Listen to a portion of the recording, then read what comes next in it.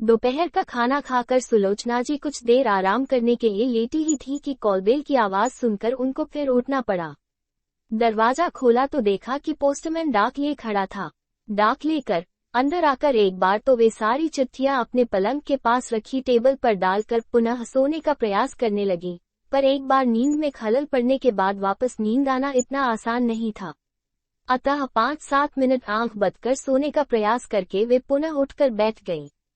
पास रखी डाक उठाकर देखी तो उसमें टेलीफोन बिल, बिजली का बिल तथा किसी मेडिकल कॉन्फ्रेंस का निमंत्रण पत्र और 2 पत्र नजर आए।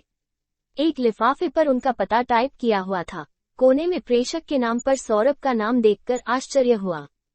सौरभ के दिल्ली जाने के बाद आज पहली बार उसका पत्र मिला था। इतने समय बाद बेटे को मां की याद कैसे आई? इसी उत्सुकता के कारण उन्होंने झटपट सौरभ का पत्र खोला। सौरभ ने 2-4 औपचारिक शिष्टाचार के वाक्यों को लिखने के बाद अपने पत्र लिखने के मूल उद्देश्य पर आते हुए लिखा था, मां, आपको ये जानकर खुशी होगी कि मेरा बिजनेस आजकल अच्छा चल रहा है और मुझे लगता है कि आगे भी इस क्षेत्र में बहुत स्कोप है, इसीलिए मैं अपने बिजनेस को एक्सटेंड करना चाहता हूँ। इस संदर्भ में मुझे एक बड़ी अच्छी ऑफिस खरीदनी होगी। माँ, आप तो जानती हैं कि किसी भी मेट्रो सिटी में एक छोटी सी दुकान खरीदना भी कितना मुश्किल होता है। हालांकि मेरी कमाई अच्छी है, पर मैं अपने बिजनेस के मुनाफे को तो अपने व्यापार विस्तार में लगा देता हूँ। अब मुझे ऑफिस खरीदने के लिए अतिरिक्त रुपयों की व्यवस्था करनी होगी। इसके लिए एक योजना मेरे दिमाग में आई है कि क्यों न हम अपना कोटा का मकान बेचकर रकम की व्यवस्था करें। फिलहाल आप वहाँ रह रही हैं। घर पर आपके बाद तो हम दोनों भाइयों को वहाँ आकर बसने का कोई इरादा नहीं है। मैंने इस विषय में गौरव भैया से भी लंदन बात की थी। उन्होंने तो स्पष्ट कह दिया है कि उनकी भारत लौटने की कोई गुंजाइश नहीं है। वे लंदन में ही अच्छी तरह सेटल हो चुके हैं। उनको आपकी किसी प्रॉपर्टी में भी कोई रुचि नहीं है, अतः उन्होंने अपना हिस्सा भी मेरे नाम कानूनी तौर पर कर दिया है। इस तरह गौरव भैया की ओर से तो हमें कोई प्रॉब्लम आने वाली नहीं है। अब बस सब कुछ आपको ही तय करना है। आप अकेली वहां रहकर क्या करेगी? इससे बेहतर होगा कि आप हमारे पास ही शिफ्ट हो जाएं। वैसे भी आजकल आपकी तबीयत ठीक नहीं रहती है। ऐसे हालात में आपका वहां अकेले रहना ठीक नहीं है। पिछली बार पापा के निधन के समय मैं वहां आया था तो मेरी अपनी पड़ोसी शर्मा अंकल से इस संबंध में बात हुई थी। वे अपने मकान को खरीदने में काफी इंटरेस्टेड लगे। इसके लिए वे अच्छी कीमत देने को भी तैयार हैं। चूंकि यह मकान आपके नाम है, अतः सारे डॉक्यूमेंट्स पर आपके हस्ताक्षर होने हैं। मैंने दिल्ली में ही सारे डॉक्यूमेंट्स तैयार करवा लिए हैं, जिनको इस पत्र के साथ आपको भेज रहा हूँ। आप जहाँ जहाँ निशान लगे हैं वहाँ हस्ताक्षर कर मुझे शीघ्र सारे पेपर्स भेज दें। मुझे पूरा विश्वास है कि आप इस संबंध में कोई ढील नहीं करेगी व मुझे अविलंब अपने हस्ताक्षर करके पेपर्स भेज देंगी। शेष कुशल। आपका सौरभ। सौरभ का पत्र पढ़कर वे हैरान सी हो गई थी। कभी पत्र को तो कभी उसके डॉक्यूमेंट्स को देख रही थी। बिना उनके सलाह मशविरा किए अपनी ओर से तो सौरभ ने सब कुछ तय कर डाला था। गनीमत थी कि मकान उनके नाम था, अन्यथा वह तो शायद मकान का सौदा भी अपने आप करके उनको सूचना भर दे देता। सौरभ को उनके अकेलेपन और उनके स्वास्थ्य की चिंता भी अभी अभी ही होने लगी थी, अन्यथा पिछले वर्षों में वे कितनी बार उसको अपनी पत्नी और बच्ची के साथ कुछ समय अपने पास बिताने का आग्रह कर चुकी थी। सौरभ का पत्र खोलने के पूर्व उसका पत्र पाने का जो सुखद उत्साह उनमें था वो काफुर हो गया। मन में एक अजीब सी रिक्तता का एहसास हो रहा था। वे सोच रही थी कि आजकल की पीढ़ी कितनी व्यक्तिपरक और आत्मकेंद्रित हो गई थी। रागिनी भी उनकी संतान थी, पर सौरभ ने उनकी संपत्ति में उसकी हिस्सेदारी को शायद जानबूझकर अनदेखा कर दिया था। सौरभ का पत्र पढ़ने के बाद उन्होंने जब दूसरा पत्र उठाया तो उस पर लिखी रागिनी की हस्तलिपि को पहचानने में वे कैसे भूल कर सकती थी। वैसे भी रागिनी से तो उनका पत्राचार चलता ही रहता था। रागिनी ने क्या लिखा होगा, इस उत्सुकता से उन्होंने उसका पत्र भी खोला। रागिनी ने लिखा था, पूज्य माँ, इस बार मेरे पत्र देने में कुछ विलंब हुआ, क्षमा करें। आप तो जानती ही है कि नए नए अस्पताल को जमाने की व्यवस्था में समय कब निकल जाता है कि पता ही नहीं चलता।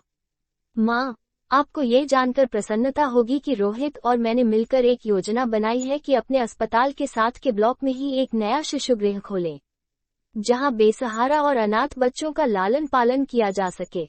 हमारे नए शिशुगृह पालना का निर्माण कार्य काफी हद तक हो चुका है और निर्माण कार्य की यही रफ्तार रही तो अगले माह 15 अगस्त पर उसका विधिवत उद्घाटन करने का विचार है।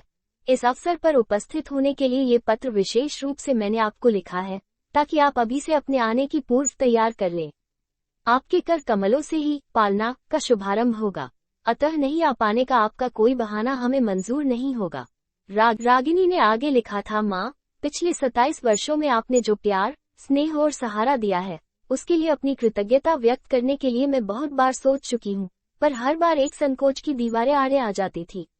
आप बहुत दिनों तक सोचने के बाद अपने मन की बात आपसे करने का मैंने निर्णय कर ही लिया। माँ, आपने मुझ बेसहारा, अनचाही, बिन माँ की संतान को अपनाकर मुझ पर जो उपकार किया है, उसके लिए मेरे हृदय का रोम रोम आपके प्रति ऋणी है। आपने मुझे केवल सहारा ही नहीं दिया, मुझे आपने अंतमन से अपनाया, मेरी अच्छी से अच्छी परवरिश की, मुझे पढ़ाया लिखाया और डॉक्टर बनाया। ये सब मैं क्या कभी भूल पाऊंगी। स्वयं की दो संतानें होते हुए भी आपने मुझे एक पल के लिए भी इस बात का एहसास नहीं होने दिया कि मैं आपकी जन्मदायी पुत्री नहीं, बल्कि एक अपनाई हुई दत्तक पुत्री हूँ। अपने बचपन की एक स्मृति की मैंने बहुत सहेज कर रखा है। जब गौरव और सौरभ भैया मुझे छेड़ते, तंग करते, तब भी आप उनका पक्ष लेने की बजाय सदैव मेरी ही तरफदारी करती। माँ, अपने बचपन में तो मैं यही समझती रही कि आप ही मेरी जननी है, पर जब कुछ समझ आई और हकीकत का पता चला, तो आपके प्रति मेरी श्रद्धा द्विगुणित हो गई। उसी दिन से आप मेरी सब कुछ फ्रेंड, फिलोसोफर और गाइड बन गई थी। माँ, मैंने भगवान को तो नहीं देखा है, पर आप में मुझे हमेशा भगवान ही नजर आए हैं। आपने मेरे जैसी असहाय, लाचार और बेबस बच्ची को अपनाकर समाज में अपनी उदारता का जो आदर्श स्थापित किया है, वही पथ मेरे जीवन का मार्गदर्शन बन गया है। मेरी बहुत वर्षों से यह अभिलाषा रही थी कि मैं भी आपकी तरह जीवन में कम से कम एक अनाथ को सनाथ बना पाऊं।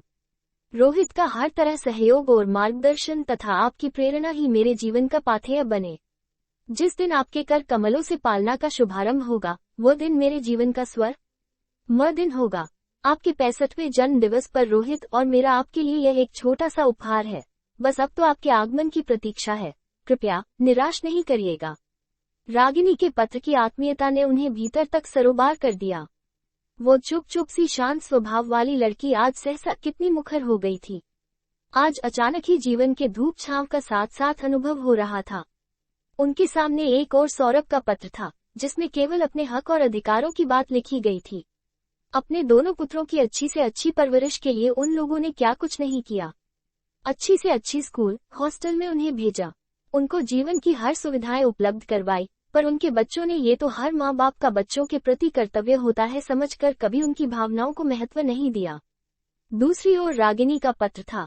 पत्र के हर शब्द में उनके प्रति, उसकी श्रद्धा और आदर के भाव थे। रागिनी ने उनको इतना सम्मान दिया था कि उसके पत्र को पढ़कर एक बार तो सौरभ के पत्र से मिली व्यथा और पीड़ा को भी वे भूल गई। आज अपने अतीत के पन्ने पलटने का उनका बहुत मन हो रहा था। पिछले कुछ वर्षों में जीवन में कितना कुछ घट गया था। रागिनी का आगमन उनके जीवन में अप्रत्याशित रूप से हुआ था।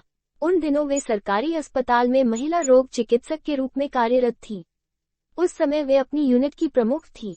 अपनी कार्यकुशलता के कारण उनकी मरीजों में अच्छी लोकप्रियता थी। उन्हीं दिनों में सावित्री पुनः उनके संपर्क में आई। बचपन में सावित्री और वे एक ही मोहल्ले में रहने के कारण एक दूसरे से परिचित थी। सावित्री की उनसे उम्र में 7-8 वर्षों का अंतर होने के कारण उससे उनकी मित्रता तो नहीं थी, फिर भी दोनों परिवारों के बीच मधुर संबंध थे। सुभाष से विवाह होने के बाद वे स्वयं तो कोटा आ गई थी। बाद में सावित्री का विवाह कहाँ हुआ उन्हें पता नहीं चल पाया। उस दिन कई वर्षों के पश्चात अचानक एक मरीज के रूप में सावित्री जब उनके पास आई, तो एक बार की तो उसे पहचान भी नहीं पाई। वो सुंदर नाजुक सी लड़की पिछले 10 वर्षों में कितनी बदल गई। सावित्री ने भी शायद उम्मीद नहीं की थी कि उसकी जांच करने वाली डॉक्टर उसकी परिचित ही निकलेगी। कुछ क्षणों के लिए दोनों ही एक दूसरे को पहचानने का प्रयास करते रहे। बाद में सावित्री से उनका विस्तृत परिचय पाकर उन्हें सब कुछ स्मरण हो आया। उस समय सावित्री को 4था महीना चल रहा था। वो बहुत कमजोर और एनीमिक लग रही थी। सावित्री से ही पता चला कि पिछले 4 वर्षों में 2 कन्याओं को जन्म देने के अलावा उसका एक बार पांव फिसलकर गिर जाने से एयरबोशन हो चुका था। इतने कम अंतराल पर वो एक बार फिर से गर्भवती हो गई थी। सावित्री के चेहरे की घबराहट देखकर उन्होंने जब उसकी परेशानी का कारण पूछा, तो उसने बतलाया कि 2 बेटियों को जन्म देने के कारण उसके पति और सास उस पर बहुत जुल्म ढा रहे थे। एक बार तो उन्होंने स्पष्ट कह दिया था कि अगर उसने फिर से बेटी को जन्म दिया, तो वे लोग उसको घर से ही निकाल देंगे। सावित्री की दर्द भरी दास्तान को सुनकर वे विचारमग्न हो गई थी। सावित्री बार बार उनसे प्रार्थना कर रही थी कि वे उसका गर्भपात कर दे, ताकि यदि उसके गर्भ में इस बार भी कन्या भ्रूण हुई तो उसकी सास और पति उसे कतई माफ नहीं करेंगे। सावित्री की बात सुनकर वे गंभीर हो गईं, पर उसकी जांच करने के पूर्व वे कुछ भी नहीं कह सकती थी। उन्होंने सावित्री का अच्छी तरह मुआयना करने के पश्चात उसे स्पष्ट कह दिया था कि उसका 18 सप्ताहों का गर्भ होने के कारण उसका इस हालत में गर्भपात करना उसके लिए जानलेवा हो सकता था। उन दिनों सोनोग्राफी का भी विशेष प्रचलन नहीं था, जिससे उसकी अंदरूनी स्थिति स्पष्ट जांच हो पाती। उन्होंने शुस को समझाना चाहा कि यदि उसके पति और सास उस पर पुत्र पैदा करने के लिए मानसिक रूप से इतना दबाव डाल रहे हैं, तो वो अंतिम बार एक चांस और ले ले। हो सकता है इस बार उसके गर्भ में पुत्र हो। पहले तो सावित्री पर उनकी बातों का विशेष असर नहीं हुआ।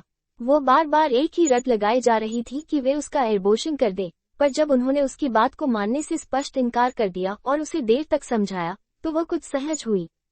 उन्होंने उससे ये भी कहा था कि कोई तकलीफ हो, वो संकोच उनके पास आए। उन्होंने अपने पास से सावित्री को आवश्यक दवाएं और टॉनिक भी दिए तथा उसे स्पष्ट ताकीद की थी कि वो अपने खानपान पर विशेष ध्यान रखें। इस प्रकार सावित्री से उनका पुनः संपर्क हुआ। उसके बाद सावित्री समय समय पर उनके पास जांच के लिए आती रही। सावित्री से धीरे धीरे उसकी पारिवारिक परिस्थितियों की जानकारी मिलती रही। सावित्री ने बतलाया कि उसके पति घर में अकेले कमाने वाले थे, उन पर अपनी मां तथा 2 कुंवारी बहनों की पहले से ही जिम्मेदारी थी। जब उसके भी 2 लड़कियां हो गई तो उसकी सास और पति बहुत बौखला गए थे। अपनी सारी कुंठा और नाराजगी वे उस पर निकालते रहते थे। यही वजह थी कि जैसे जैसे प्रसव का समय नजदीक आ रहा था, सावित्री के मन में डर और शंकाओं के बादल गहराते जा रहे थे। सावित्री की शारीरिक अवस्था को देखते उसका ऑपरेशन होना था। सावित्री की घबराहट बहुत बढ़ गई थी।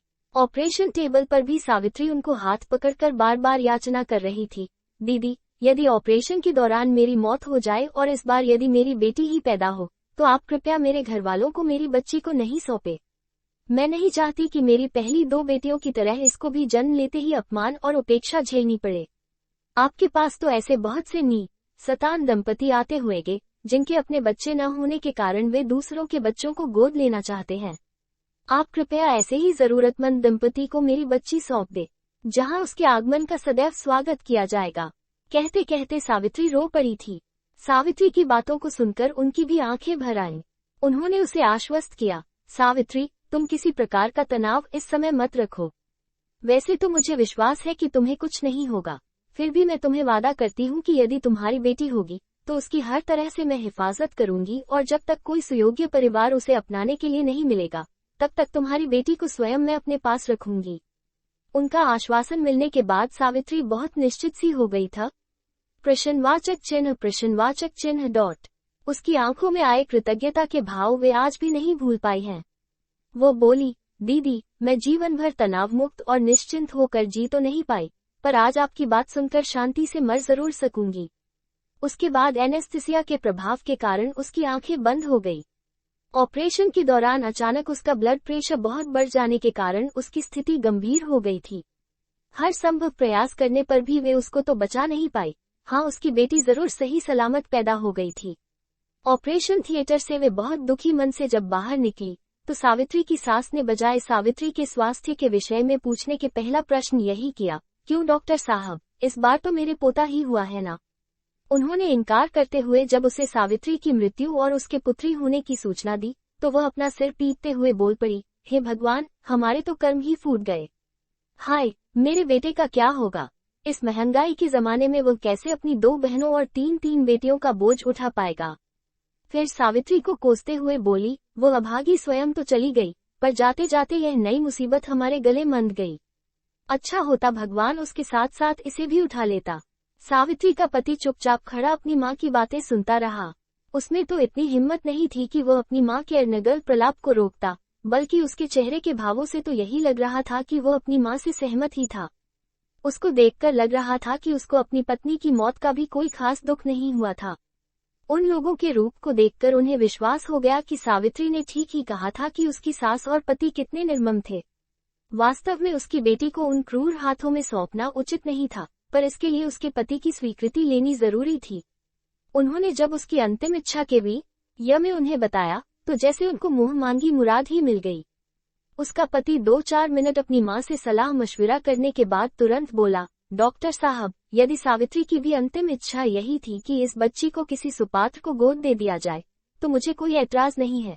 मैं उसकी अंतिम इच्छा का अनादर नहीं करूंगा, बस यही समझकर संतोष कर लूंगा कि सावित्री के साथ बच्ची भी जन्म लेते ही हमसे बिछुड़ गई। मैं तो पहले से अपनी 2 बहनों और 2 बेटियों की जिम्मेदारियां उठाते उठाते परेशान हो गया हूँ। अब फिर एक बेटी का अतिरिक्त बोझ मैं नहीं उठा पाऊंगा। इससे तो बेहतर होगा कि इसे किसी सुयोग्य हाथों में सौंप दे, ताकि उसका भविष्य तो संवर सके। सावित्री के पति की बात सुनकर वे गंभीर हो गई थी। हालांकि जानबूझकर अपनी संतान को त्यागने का निर्णय अनुचित जरूर था, पर उसके घर की परिस्थितियों को जानने के बाद वे उसके पति के प्रति कुछ नर्म जरूर हो गई। सावित्री के पति से अपनी बच्ची से सारे संपर्क तोड़ने की कानूनी औपचारिकता को पूरा करने के बाद उन्होंने उन लोगों को हॉस्पिटल से जाने की स्वीकृति दे दी। सावित्री की बच्ची देखने में बहुत ही प्यारी और सुंदर थी, पर पर्याप्त पोषण नहीं मिलने के कारण कमजोर थी, अतः कुछ समय उसे नर्सरी में रखने का तय किया गया, ताकि उसकी उचित सार संभाल हो पाए। घर आने पर भी उनका मन किसी काम में नहीं लग पाया। बार बार सावित्री और नवजात बच्ची की छवि उनकी आंखों के समक्ष घूम जाती थी। जब तक बच्ची को किन्हीं सुयोग्य हाथों में नहीं सौंप देती वे स्वयं भी निश्चित नहीं हो सकती थी। उनके पति ने उन्हें विचारमग्न देखकर 1-2 बार टोका भी, पर उन्होंने हॉस्पिटल की कोई प्रॉब्लम कहकर बात टाल दी थी। दूसरे दिन हॉस्पिटल गई तो स्वतः ही उनके कदम उस नन्ही बच्ची को देखने नर्सरी की ओर उठ गए। उन प्रश्नवाचक चिन्ह बच्ची के पास देखकर नर्सरी की कई नर्सें बच्ची के पालने के इर्द गिर्द इकट्ठी हो गई थी। सभी एक स्वर में कह रही थी, मैडम, कितनी प्यारी और सुंदर बच्ची है, उसको तो कोई भी अपना लेगा। उसी समय बच्ची रोने लगी। उसको रोते देखकर सहसा उनका हृदय उमड़ पड़ा। उन्होंने झट से उसको गोद में लेकर अपने सीने से लगा लिया। उस नन्ही जान को भी शायद उनके हृदय से लगकर मां के स्पर्श की ऊष्मा का एहसास हुआ था, तभी वो उनकी गोद में जाते ही एकदम चुप हो गई थी। बस उसी क्षण उन्होंने मन में एक निर्णय ले लिया कि वे उस बच्ची को किसी गैर को न सौंपकर स्वयं अपनाएंगी। अब से वे 2 पुत्रों के साथ साथ एक पुत्री की भी मां बन गई है। यह एहसास उन्हें अंदर तक सुकून पहुंचा गया। अपने प्रथम पुत्र के पश्चात उन्होंने ईश्वर से बहुत मन्नत मांगी थी कि अगली बार उन्हें एक पुत्री जरूर मिले। उस समय तो उनकी कामना पूर्ण नहीं हुई, पर आज अनायास ही ईश्वर ने उनकी चिरसंचित कामना को अवश्य पूरा कर दिया था। इस प्रकार रागिनी का उनके जीवन में आगमन हुआ। रागिनी को अपनाने के उनके फैसले से शुरू में तो उनके पति भी विशेष सहमत नहीं थे। उन्होंने उनको समझाना भी चाहा, सुलोचना, अब सौरभ और गौरव भी बड़े हो गए हैं। मुझे नहीं लगता कि तुम्हारे इस फैसले को बच्चे सहज स्वीकार कर लेंगे। इतने वर्षों के बाद हमारे प्यार और दुलार की वे किसी तीसरे बच्चे के साथ आसानी से शेयर नहीं कर पाएंगे। फिर मुझे भी यह व्यवहारिक नहीं लगता कि तुम इतनी व्यस्तता और इस उम्र में फिर से एक नवजात शिशु का पालन पोषण ठीक से कर पाओगी। वैसे ही हॉस्पिटल और घर गृहस्थी की जिम्मेदारी से तो तुम्हें समय नहीं मिलता। ऐसे में इस बच्ची को अपनाने का निर्णय मुझे तो बुद्धिमत्तापूर्ण नहीं लगता। उन्होंने अपने पति से जब रागिनी की परिस्थितियां तथा अपनी इच्छा के विषय में देर तक बातचीत की, तो अंततः उन्हें भी झुकना पड़ा। अपने पति को तो उन्होंने किसी तरह मना लिया था, पर गौरव और सौरभ की इस विषय में क्या प्रतिक्रिया होगी, इस दुविधा में वे कई दिनों तक रही। दोनों बच्चे उस समय उन लोगों से दूर हॉस्टल में पढ़ रहे थे। रागिनी के आने से उन्हें जीवन में एक नया मकसद मिल गया था। हालांकि उसकी परवरिश में शुरू में कुछ कठिनाइयां आईं। सुबह हॉस्पिटल जाने के बाद उनकी अनुपस्थिति में बच्ची की देखरेख के लिए एक भरोसेमंद और कुशल परिचारिका की व्यवस्था करने से लेकर उसके खाने पीने, पहनने की सामग्री जुटाने में शुरू में उन्हें कुछ मेहनत करनी पड़ी। गौरव और सौरभ को बड़ा करने के बाद छोटे बच्चों की परवरिश की आदत ही छूट गई थी। फिर से सूसू पोटी से लेकर रातों को जागने का सिलसिला एक बार पुनः शुरू हो गया था, पर थोड़े दिनों में अपनी नई जिम्मेदारियों की उन्हें आदत भी पड़ गई और जीवन में सत्कार्य करने का एहसास उन्हें आह्लादित भी करने लगा। जब गर्मियों की छुट्टियों में गौरव और सौरभ घर आए, तो रागिनी को देखकर शुरू में तो वे बहुत खुश हुए। वे उसके साथ खेलते, कभी उसको दूध पिलाने की कोशिश करते, तो कभी उसकी नेपी बदलने में भी उन्हें बहुत मजा आता। पर कुछ दिनों बाद ही उन्हें जब लगने लगा कि उनकी मम्मी सारा समय रागिनी की देखभाल में ही व्यतीत कर देती हैं, तो उन्हें रागिनी की उपस्थिति खटकने लगी। एक बार तो नाराज होकर उन्होंने कह भी दिया, मम्मी, आप सारे समय या तो अपने हॉस्पिटल में व्यस्त रहती हैं या घर पर रागिनी की देखभाल में लगी रहती हैं। हम इतने दिनों बाद हॉस्टल से आए हैं, तो भी आपके पास हमारे लिए समय नहीं रहता। आप इसको क्यों लेकर आ गई? इसे वापस क्यों नहीं अपने घर भेज देती? बच्चों की झुंझलाहट नाराजगी को दूर करने का वे हर संभव प्रयास करती, पर एक बात उन्होंने बच्चों के समक्ष स्पष्ट कर दी कि रागिनी उनकी बेटी थी और उनका घर ही उसका घर था। उसे वापस भेजने का तो प्रश्न ही नहीं उठता था। बस तब से ही दोनों भाइयों के मन में रागिनी के प्रति एक अजीब सी कुंठा घर कर गई थी। बड़े होने के साथ साथ रागिनी के प्रति उनकी उपेक्षा और नफरत बढ़ती ही गई। इसी बीच रागिनी भी बड़ी हो रही थी। रागिनी को उन्होंने अच्छी स्कूल में डाल दिया। बचपन से ही रागिनी पढ़ने में बहुत अच्छी रही। अपने कक्षा में सदैव अव्वल आती रही। उनकी बहुत बड़ी इच्छा थी कि उनके दोनों बेटों में से कोई एक तो उनके व्यवसाय को अपनाए, पर सौरभ ने एमबीए में दाखिला लिया और गौरव ने इंजीनियरिंग करने का निश्चय किया। दोनों बच्चे शुरू से ही हॉस्टल में रहने के कारण परिवार से कट से गए थे। अपने अभिभावकों के साथ भी उनका खास लगाव नहीं रहा। कभी कभी वो बच्चों को बचपन में ही हॉस्टल के अपने निर्णय पर पछतावा भी बहुत होता, पर अब क्या हो सकता था। सुभाष भी अपने बिजनेस में निरंतर उलझे रहे। बच्चों के लालन पालन में किसी भी प्रकार की कमी न रहने पाए, उनका यही प्रयत्न रहता। बच्चों की रागिनी के प्रति व्यवहार की शुष्कता गाहे बगाहे प्रकट होती रहती। वे समय समय पर उनको भी ताना देते रहे, आपकी तो सब कुछ रागिनी ही है, इसके पीछे आपने हमारी कब परवाह की। बच्चों की ऐसी बातों को बालमन की ईर्ष्या समझ तूल नहीं दिया। वे सोचती बड़े होने पर वे स्वयं समझदार हो जाएंगे, पर ऐसा नहीं हुआ। एमबीए करने के बाद गौरव को किसी मल्टीनेशनल कंपनी में बहुत अच्छी नौकरी मिल गई थी। कुछ समय मुंबई में रहने के बाद वो लंदन चला गया। एक बार विदेश जाने के बाद वो वहीं का होकर रह गया। वहीं उसने अपनी पसंद की किसी मराठी लड़की से विवाह भी कर लिया।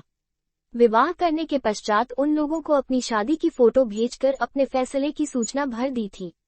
सौरभ ने भी इंजीनियरिंग करने के बाद दिल्ली में ही कुछ समय किसी बड़ी कंपनी में प्रशिक्षण लिया, फिर अपनी फैक्ट्री लगा ली थी। उसने भी दिल्ली में ही अपनी पसंद की लड़की से शादी करके वहीं बसने का फैसला कर लिया था। रागिनी ने मेडिकल में प्रवेश लेकर उनकी इच्छा को फलीभूत करने का फैसला लिया था। एमबीबीएस करने के बाद वह गायनोकोलॉजी में एमएस कर रही थी। उन्हीं दिनों अचानक सुभाष को हृदय का दौरा पड़ा। उन्हें तुरंत हॉस्पिटल्स में भर्ती करना पड़ा। सुभाष की एंजियोग्राफी के बाद एंजियोप्लास्टी भी हुई, फिर भी उन्हें बचाया नहीं जा सका। दोनों लड़कों को क्रमशः लंदन और दिल्ली सूचना दी गई। गौरव ने तो किसी जरूरी कार्य में व्यस्तता के कारण आने में असमर्थता प्रकट की। हाँ, सौरभ ऑपरेशन के समय जरूर उपस्थित हो गया था। वो भी 2-3 दिन रहने के बाद आवश्यक काम आ जाने से वापस दिल्ली चला गया। ऑपरेशन के पश्चात 5-7 दिन तक तो सुभाष की तबीयत ठीक रही, फिर अचानक ही उनकी स्थिति गंभीर हो गई। उन दिनों रागिनी ने जी जान एक कर दिया था डॉक्टरों को बुलाने, दवाइयों की व्यवस्था करने के साथ उन्हें भी हिम्मत बंधाने की कोशिश में ही निरंतर लगी रहती। रागिनी की सेवा ने उनके पति का मन भी जीत लिया था। उन्होंने अपने अंतिम समय में उनका हाथ थामते हुए यही कहा, सुलोचना, रागिनी ने मेरी जो सेवा शुश्रूषा की है, वो मेरे बेटे भी नहीं कर पाए। गौरव के लिए तो अपने मरते हुए बाप से भी ज्यादा महत्व उसके काम का है। सौरभ औपचारिकता निभाने आया भी तो काम का बहाना बनाकर 2-3 दिनों में वापस चला गया। कभी कभी मुझे ये सोचकर ही बहुत घबराहट हो जाती है कि यदि रागिनी हमारे पास नहीं होती, तो हमारी क्या दशा होती। अब जाते जाते मैं इस बात से तो निश्चित हूँ कि भले ही हमारे बेटों के पास हमारे लिए समय नहीं है, पर हमारी बेटी तो सुख दुख में सदैव हमारे साथ रही है। वास तब में रागिनी को अपनाने का तुम्हारा निर्णय बहुत सही रहा। सुभाष की बातें सुनकर पास खड़ी रागिनी की आंखें भी भर आईं, पर उसे इस बात का बहुत बड़ा संतोष था कि अपने अंतिम दिनों में पापा ने भी उसे अपना लिया था। सुभाष के जाने के बाद उनके जीवन में बहुत बड़ी रिक्तता आ गई थी। शारीरिक दुर्बलता और मन के दुख तथा अवसाद ने उन्हें अंदर तक तोड़ दिया था। इसीलिए उन्होंने हॉस्पिटल से भी अवकाश ले लिया था। अपने जीवन का अंतिम समय उन्होंने कल्याणकारी कार्यों में समर्पित करने का फैसला ले लिया था। रागिनी उनका बराबर ध्यान रखती थी। 2 साल बाद गायनिक में एमएस करने के बाद उनकी सहमति से अपने सहपाठी विवेक से विवाह करके वह भी दिल्ली चली गई थी। रागिनी के विवाह पर उन्होंने दोनों बेटों को बुलावा दिया, पर दोनों ने मन से उसे कभी अपनी बहन ही नहीं माना, अतः उनका विवाह में शामिल न होना उन्हें कोई आश्चर्य की बात नहीं लगी। रागिनी दिल्ली जाने पर भी जब भी मौका मिलता 1-2 महीने में उनको संभालने एक चक्कर जरूर लगा लेती थी। बस जीवन इसी गति से चल रहा था। आज अचानक मिले सौरभ और रागिनी के पत्रों ने उनके शांत जीवन में पुनः एक हलचल सी ला दी थी। दोनों ही पत्र दिल्ली से आए थे, पर दोनों को लिखने के पीछे उद्देश्य भिन्न थे। वे सोच रही थी कि रिश्तों के भी कितने आयाम हैं। गौरव और सौरभ को तो उन्होंने जन्म दिया था, उनसे तो उनका खून का रिश्ता था। फिर दोनों बच्चों ने इस रिश्ते को कभी भी विशेष महत्व नहीं दिया, जबकि रागिनी से तो उनका कोई रक्त संबंध नहीं था, फिर भी वो उनके हृदय के कितनी नजदीक थी। रागिनी के व्यवहार में, आचार में उनके प्रति श्रद्धा और सम्मान था। इस बात कुछ अंदाज उन्हें दिल तक छू गया था। वे सोच रही थी कि लोग कहते हैं खून का रिश्ता ही सब कुछ होता है, पर उन्हें तो लगता है कि मन के रिश्ते से बड़ा कोई रिश्ता नहीं होता। धन्यवाद। कमेंट और सब्सक्राइब करना ना भूलें।